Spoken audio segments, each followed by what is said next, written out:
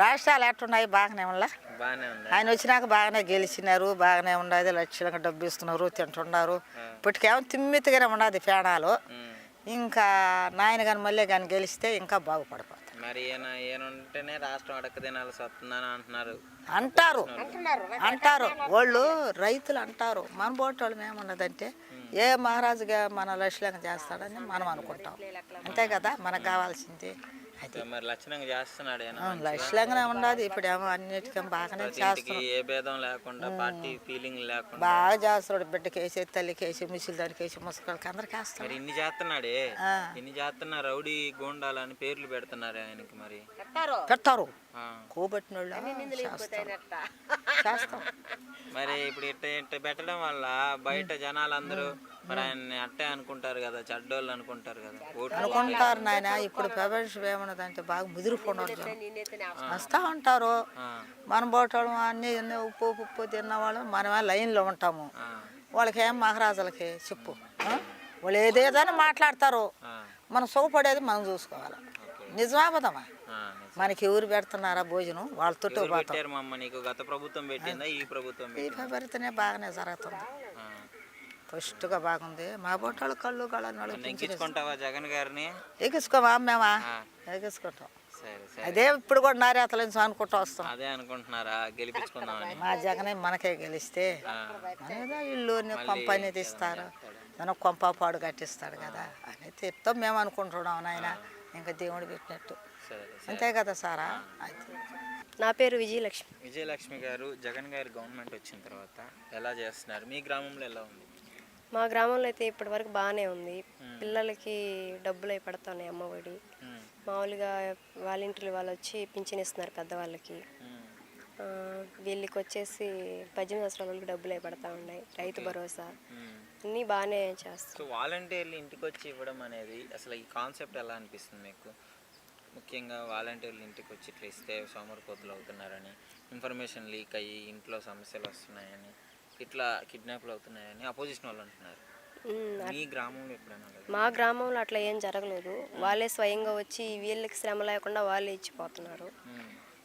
అట్లాంటివి అయితే ఇప్పటికేం జరగలేదు. ఇప్పుడు చూసారు కదా గవర్నమెంట్, ఇప్పుడు చంద్రబాబు గారు వస్తే మీకు మంచి చేస్తారనిపిస్తుందా, లేదంటే మళ్ళీ జగన్ గారు వస్తేనే బాగా చేస్తారనిపిస్తుందా? ఎవరు వచ్చినా చేసే వాళ్ళ పనులు వాళ్ళు చేస్తారు, అదేమి మనకేమి ఇబ్బంది లేదు. సో ఇప్పుడు ఎవరు బాగా చేశారు మీకు?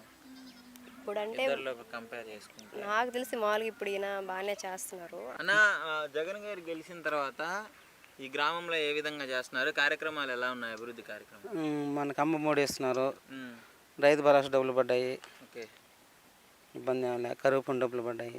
ఇక్కడ ఏమో ఇబ్బంది ఏమి లేదు.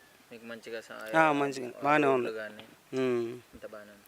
ఇప్పుడు రాబోయే ఎన్నికల్లో రెండు పార్టీలు ఒకటైపోయాయి కదా, చంద్రబాబు గారు, పవన్ కళ్యాణ్ గారు. వీళ్ళిద్దరు ఒకటైతే వీళ్ళు వస్తే బాగుంటుందా, లేదంటే జగన్ గారే గెలిస్తే? ఎవరు వస్తుంది మనకి ఎలా తెలుస్తుంది సార్? మనకి అంటే ఇద్దరు ఎవరు బాగా చేశారు? గత ప్రభుత్వం మీకు చూశారు కదా చేయడం, ఇప్పుడు ఈ ప్రభుత్వాన్ని చూశారు. సో ఇద్దరులో మీకు ఎవరు మంచిగా దగ్గర మంచిగా చేశారు అంటారు? అదే నేను చెప్పేది, ఎవరు చేసినట్టు మంచిది పెద్దవాళ్ళని కనుక్కోవాలి, మనకేం లేదు. మీరు గమనించేంత వరకు? నేను గమనించిన వరకు ఇదే మేలు మనకి. ఇదే మేలు జగన్ గారి ప్రభుత్వం ఇంటింటికి. అంతే. ముఖ్యంగా అసలు వాలంటీర్లు ఏ విధంగా చేస్తున్నారండి? వాలంటీర్లు కూడా వస్తున్నారు. మొన్న వచ్చి రాసి కానీ బియ్యాన్ని కానీ కరువు ఇళ్ళ బియ్యం కానీ పడిపి నీళ్ళు అన్ని మొత్తం రాసుకోమన్నారు. ఏ వచ్చినాడు అందరూ వచ్చినారు రాసుకోమన్నారు. ఓకే. సో తుఫాన్లో మీకు సహాయం చేయడానికి వచ్చారు, మంచిగా వచ్చినారు. గెలిపించుకుంటారా మరి జగన్ గారిని? గెలిపించుకుంటే కదా మన పనులు జరుగుతాయా? జగన్ గారు గెలిచిన తర్వాత ఎలా ఉందండి మీకు పరిపాలన? బాగా ఇస్తున్నాను నేను. బియ్యం కానీ, ఇంటికి పింఛను వచ్చే డబ్బులు కానీ, ఈ 18,000 వరకే పళ్ళ మాకు. ఒక పారి పడింది, 2 మాట పళ్ళ. 18,000 వస్తుంది మా ఇంటి ఆయనకి వస్తుంది. వాలంటీర్లు మంచిగా జరిగి చేస్తున్నారా? బాగా చేస్తున్నారు. అప్పుడు చంద్రబాబు గారు ఉన్నప్పుడు ఎలా ఉండేది మరి? అప్పుడు అవన్నీ పడలేదు కదా.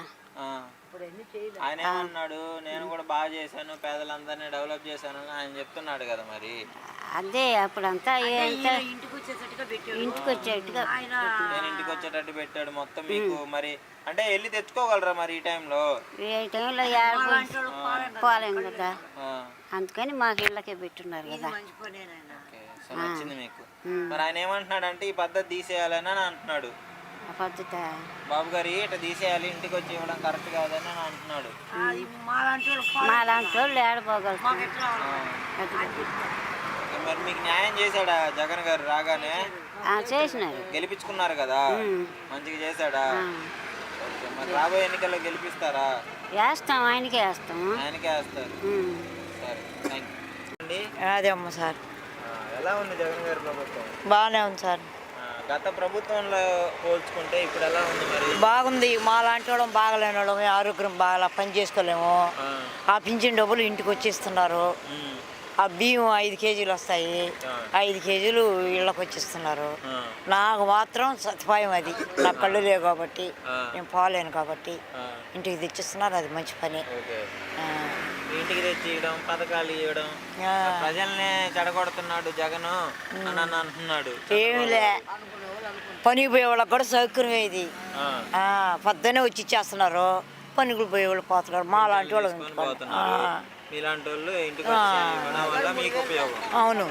ఓకే, మరి ఇలాంటి పద్ధతి కావాలంటే మళ్ళీ జగన్ గారు రావాలి. ఆయనకే చంద్రబాబు గారు ఏమో ఇంకా బాగా చేస్తాను నేను, నన్ను గెలిపియండి అని అంటున్నాడు. ఇప్పుడు ఈయన చేస్తున్నాడు కాబట్టి, ఇప్పుడు గెలిచినాడు కాబట్టి ఈసారి కూడా ఆయనకే వేస్తాం.